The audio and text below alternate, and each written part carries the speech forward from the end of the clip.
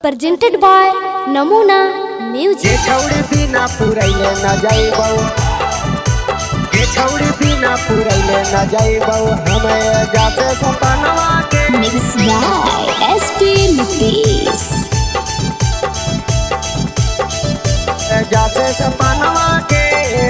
नमूना recording studio Rajgir.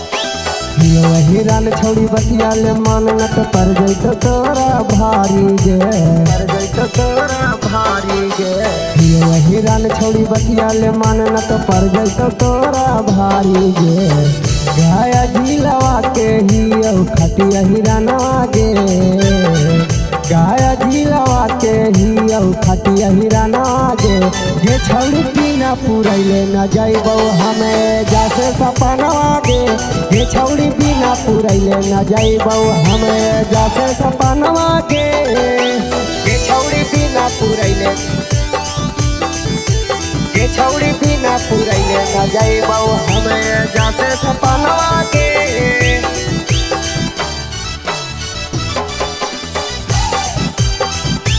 जासे सपनवा के। हमारे इशारा पे चलो गया मनपुर थाना के, टांग के ले जाइबौ पारा बहन हो जवाना के, बहन हो जवाना के। हमारे इशारा पे चलो गया मनपुर थाना के, टांग के ले जाइबौ पारा बहन हो जवाना के। झीलवा नवा के ही खटिया हिरानवा गे, झीलवा नवा के ही खटिया हिरानवा गे। ये छौड़ी बिना पुरैले न जाइबौ, हमें जासे सपनवा गे।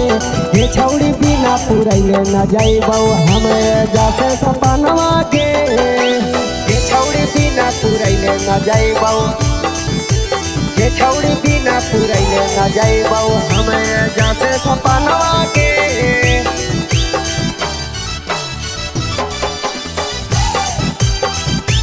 जासे सपनवा के। नमूना रिकॉर्डिंग स्टूडियो राजगीर। रखले हाउ बिछा के रौशन बाबाया जा खटिया गे। मिंटुआ हिरना संगे बिताले एक दिन रातिया गे, बिताले एक दिन रातिया गे। रखले हाउ बिछा के रौशन बाबाया जा खटिया गे। मिंटुआ हिरना संगे बिताले एक दिन रातिया गे।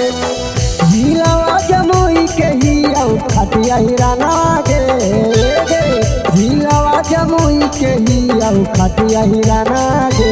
ये छौड़ी बिना पुरैले न जाइबौ, हमें जासे सपनवा गे। ये छौड़ी बिना पुरैले न जाइबौ, हमें जासे सपनवा गे। अगर ना जाइबौ दे देना गे।